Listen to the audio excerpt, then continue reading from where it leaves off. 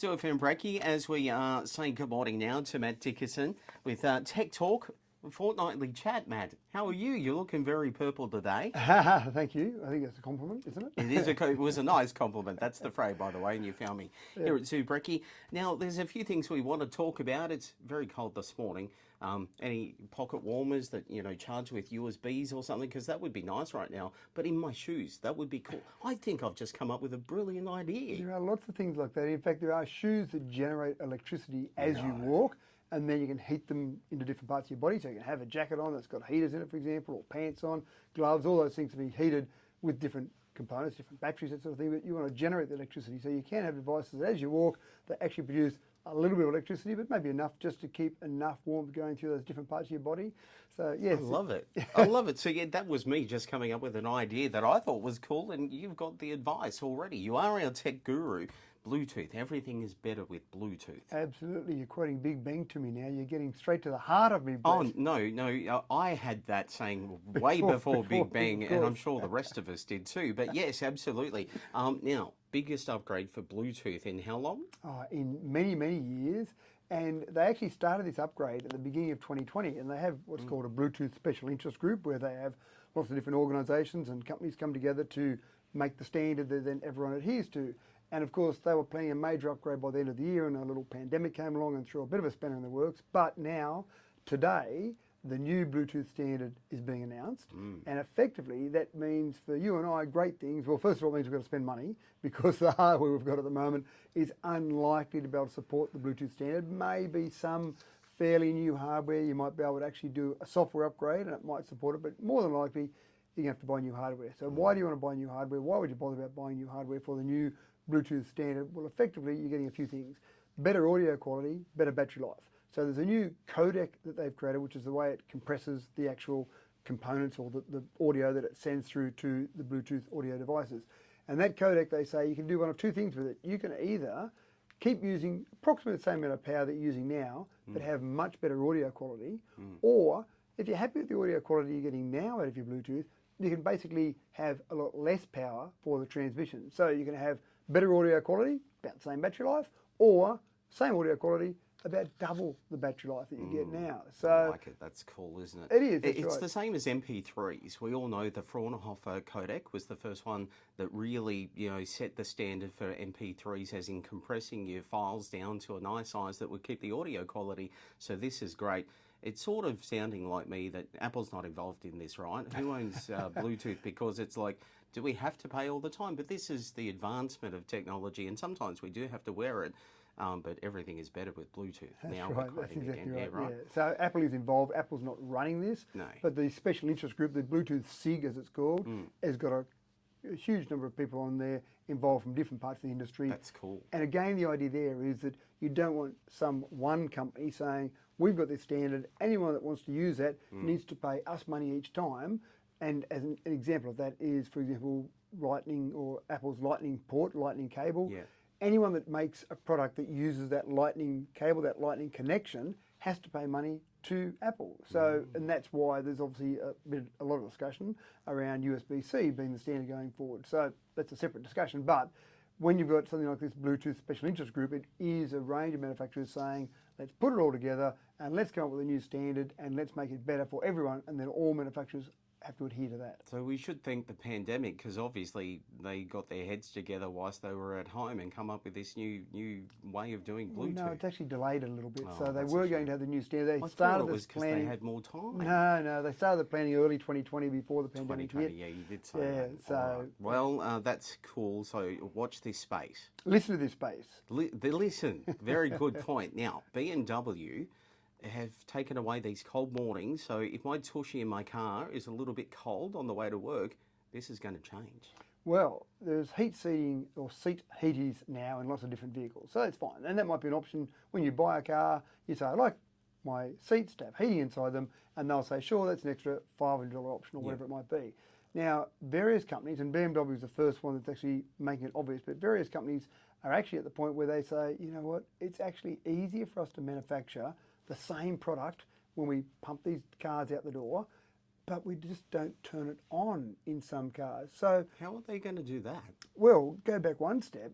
The cars that have been manufactured in the past might actually have all the hardware in there for seats to be heated, but you just don't get the switch on the dash with that particular model. Oh. If you pay the extra $1,000, then at the manufacturing process, they put the extra $5 switch in and they go, there you go, happy days. But so many cars now are getting to the point where they're connected to the outside world, connected as part of the Internet of Things, connected to the Internet. And so BMW has said, you know what, we can just charge you a subscription fee. Maybe you don't need that seat heated all the year round. Maybe you just want to turn it on for the winter months, for example. Maybe we've got a way of doing that. So now you can actually go into your BMW app. You can say, I want my seat heaters turned on, click, $18 a month gets charged to your credit card, and you do that and you don't want it on anymore, you turn it off. So I could, well, I don't know. Are you locked into a contract? Because maybe I could turn it on for winter, but Correct. summer I could turn it off. And that's exactly what they're planning. So you can just turn it on 1 month at a time. You can, as with most subscriptions, if you buy a year's worth, then you get it a bit cheaper. So you can do that by multiple years or just 1 year, or you can just buy 1 month at a time. So some people are a bit unhappy about it. They're going, the hardware's in the car. I bought the car with the hardware. Surely I don't need to pay extra now just to use that. I'm effectively paying $18 for a switch on my dash.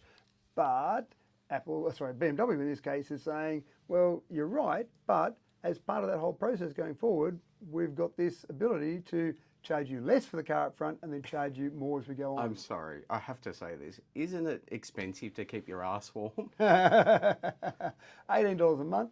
Look, it might be worth it. If it was my toes, I can understand. I don't know. But this is step one of microtransactions. You'll see more car manufacturers having microtransactions going forward, where they'll allow you to turn on features for a certain fee. Tesla hasn't done something like this. Well, they kind of do at the moment. If you buy a Tesla, for example, you've got that same connectivity. You've got an app on your phone, and you can turn on things. So if you want the self-driving option, for example, you go and turn it on. You're talking about thousands of dollars, but it's a one-off fee. So they haven't gone as far as microtransactions for small components, but they've just gone to the stage where they'll say you can turn on features. So you'll see more and more of this with cars going forward. Yeah, okay. Don't like your ex, maybe you could hack in and make it really hot for their bum or Don't something. give them ideas, Oh, Brett. sorry. Yeah, sorry. Bad ideas. That's kind of a cool idea. I'd probably never own a BMW. So what we've always been sitting on a hot mound, have we, by the sounds of that. Let's talk about telecommunications, scam alerts. I don't know, how many do you get to your phone? I'm getting heaps to email, but my telephone over the last few months, there's been an increase, it feels like. Is that what you're seeing? Yeah, that's right. And what's happening across the industry in Australia is that phone scam calls, which were going absolutely through the roof, ridiculous, about a year or two ago, the ACCC, the federal government, got together with the telcos and said, we need you to work out some way to try and restrict these as much as you possibly can. It's near impossible to stop all of them all the time, but you can restrict it. There are ways. So the telcos said, yes, there's a fair bit of work involved, but we'll do something to respond to that. They did respond, and this is all the telcos working together. They did respond, and so it was fantastic. The number of scam phone calls went down. The number of people losing money to scams went down, but the scammers are adaptive little people. So they said, well, if we can't make phone calls, how about we make text messages or send text messages? So now text messages have gone through the roof. So people are getting scammed by text messages. Yeah, and they're the ones that annoy you. And then what they put a link in there that you have to dial a number, or it takes you to a website which just leaves you open on your phone, doesn't it? Exactly right. It leaves you open, or you put details in, a whole range of things. So that's gone up already this year so far compared to last year.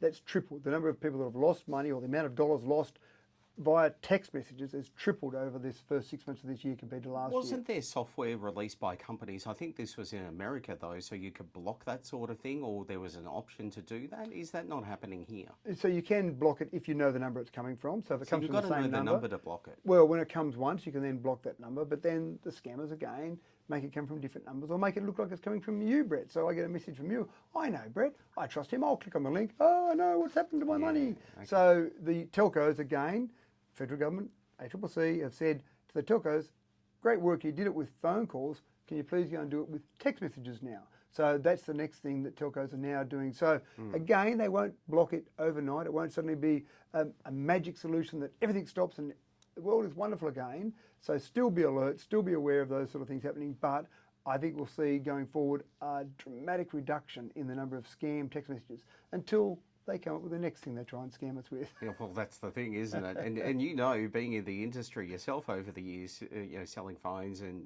all of that sort of thing. I mean, it's just phenomenal how quickly they can adapt, as you Correct, said. that's So right, yeah. it's just taking too long, isn't it? Well, it's again, you've got a whole group of people there who are making a huge amount of money out of their business, and this isn't just some kid in the basement playing around with stuff. This is a big business. People go into the office like a call center, and their job is to scam people for the day. So they get paid commission on how many scams they get, all that sort of thing. So it is big business. So you're trying to combat all of that work, all of that industry in other countries for people that are making a lot of money out of it, so they're investing a lot of money into what they're doing. So it's tough to get past them. Nice to see you, Mathew Dickerson, our tech guru. Always happy to see you. At least you're all purple because it's making my day, but that scam stuff, it just really angers you, doesn't It's frustrating, isn't it? I Yeah. want to swear right now, but I've And already they're done very that clever. once. Go and do a real job where you can actually make a good difference in the world, and you'll still make money out of it. Yeah, because some of these people probably get paid very minimal to do what they're doing. Yep, I would suggest that's right. All right, mate, we'll catch up in a fortnight. Absolutely. Thanks, Brett. So, FM Brekkie, just on 8 to 8 now.